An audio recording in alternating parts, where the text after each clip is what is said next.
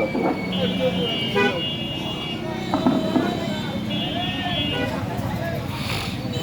نحمده ونشكره ونصلي على رسوله الكريم أما بعد. أعوذ بالله من الشيطان الرجيم. بسم الله الرحمن الرحيم. إن الحكم إلا لله. صدق الله العظيم. ইসলামী আন্দোলন বাংলাদেশ রূপসা উপজেলা শাখা কর্তৃক আয়োজিত আজকের সম্মেলনের মহতারাম সভাপতি বিশেষ অতিথি হিসেবে উপস্থিত রয়েছেন খুলনা জেলা শাখার সভাপতি মহোদয়, আরও রয়েছেন জেলা নেতৃবৃন্দ, উপজেলা নেতৃবৃন্দ, বিভিন্ন ইউনিয়ন থেকে আগত নেতৃবৃন্দ সহ সর্বস্তরের ভাইরা। প্রথমেই আল্লাহ পাকের দরবারে শুকর আদায় করছি। আলহামদুলিল্লাহ, আল্লাহ পাক আমাদেরকে এক রুহানি কাবিলাবদ্ধ করেছেন, যে কারণে সত্য কথা বলতে পারতেছি, হক কথা বলতে পারতেছি, হক পথে চলতে পারতেছি। এর জন্য শুকর আদায় করে আলহামদুলিল্লাহ। আমি স্মরণ করছি গত জুলাই আগস্টের বিপ্লবে আমাদের যে সকল ছেলে মেয়ে ভাই বোন চলে গেছেন, তাদের জন্য জান্নাতুল ফিরদাউস কামনা করছি। এখনো যারা অসুস্থ অবস্থা কাটাচ্ছেন তাদের সুস্থতা কামনা করছি। যেদিন গুলি বর্ষণ হয়েছিল আমাদের মিছিলের উপরে, আমি সামনে ছিলাম, অনেকের গায়ে লেগেছে, আল্লাহ পাক আমাকে হেফাজত করেছেন।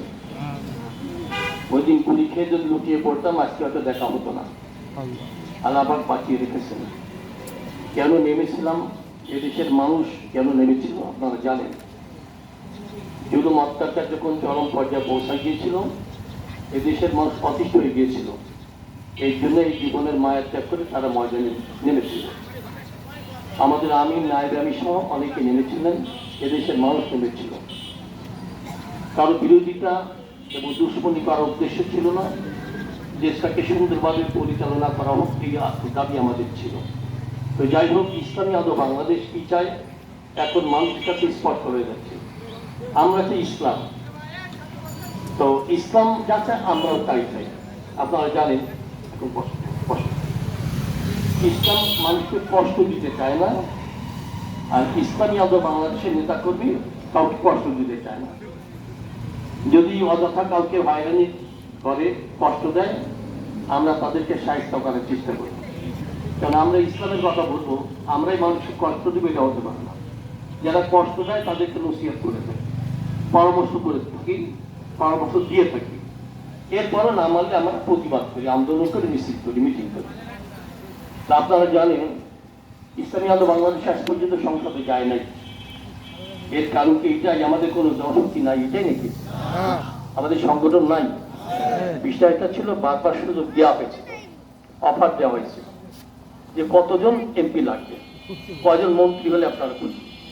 আমরা বলেছিলাম মন্ত্রী এমপির প্রয়োজন নাই, ইসলাম থাকলেই হবে। এমনকি আমাদের বিশাহুদুর রহমতুল্লাহ বলতেন, বাবারা তোমরা আওয়ামী লীগ বিএনপি যারা করো তোমরা দেশ চালাবে, ইসলাম দিয়ে চালালে আমরা তোমাদের খেদমত করবো, এটা বলে গেছে। এই অভ্যাসটি আমরা চলতেছি। এখন মানুষের মধ্যে বিশ্বাস জন্ম হয়েছে, তারা বুঝতে পেরেছে এরা দুনিয়ার লোভে রাজনীতি করে না। কয়েকদিন আগে একজন বড় জাতীয় নেতা তিনি বলছেন যে আপনাদেরকে ধন্যবাদ, এমন একটা বিশাল কাফেলা তৈরি করেছেন যে কাফেলার মধ্যে একজন সন্ত্রাসী নাই। কয়েকদিন আগে জাতীয় বড় এক নেতা এসেছেন, আপনারা জানেন, নাম আর বললাম না। যখন পীর সাহেবদের বারবার বলছেন যে আপনারা এটা করেন কেন, নিয়ন্ত্রণ করেন না কেন, উনি বললেন যে আমরা তো বিভিন্ন মুখী লোক নিয়ে রাজনীতি করি, কন্ট্রোল করতে পারি না। আপনাদের তো ভিন্ন, এক কমান্ডে সবাই চলে, স্বীকার করে গেছেন, প্রতি নামাজও আদায় করে গেছেন।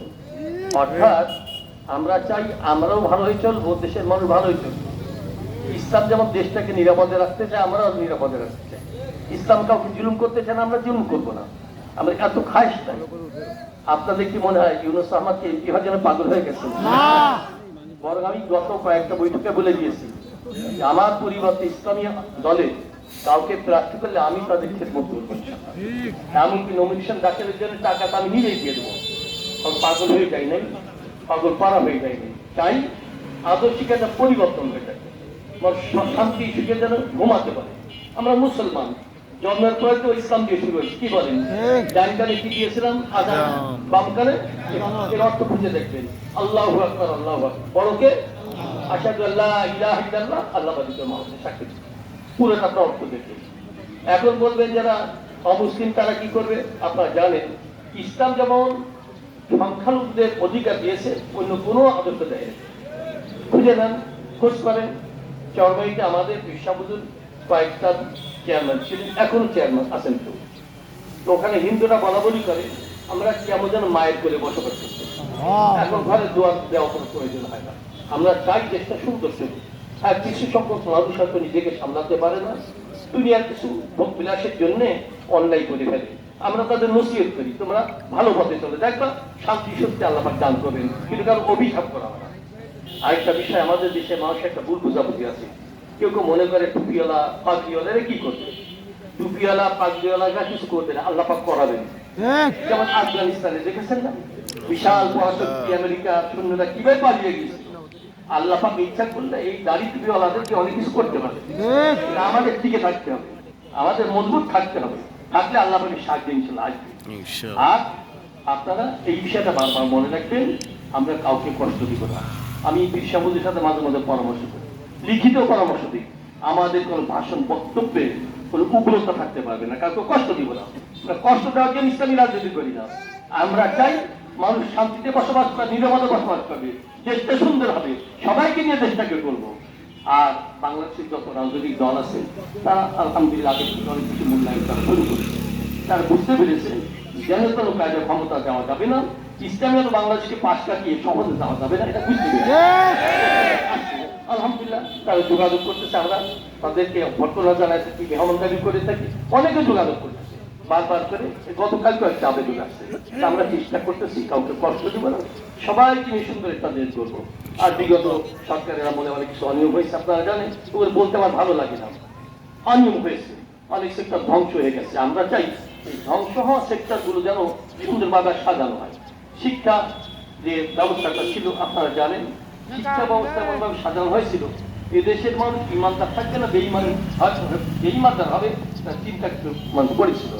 সাহিত্যের মধ্যে এমন কিছু অসমনীয় বিষয় ঢুকেছিল, এদেশে মানুষ স্বাধীনতা সভ্যতা নিয়ে চলবে ব্যবস্থা ছিল না।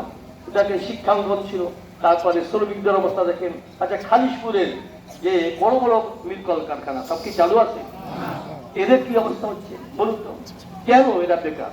কেন মিল করে বড় বন্ধ হচ্ছে? আমার মনে হয় যদি দুর্নীতি বন্ধ হতো এত মিল ফ্যাক্টরি বন্ধ হতো না। একজন শ্রমিক বেকার হলে তার সংসার কিভাবে চলে সেটা চিন্তা করা দরকার। কৃষকদের মুখে কিন্তু হাসি নেয়, দেখেছেন আপনারা।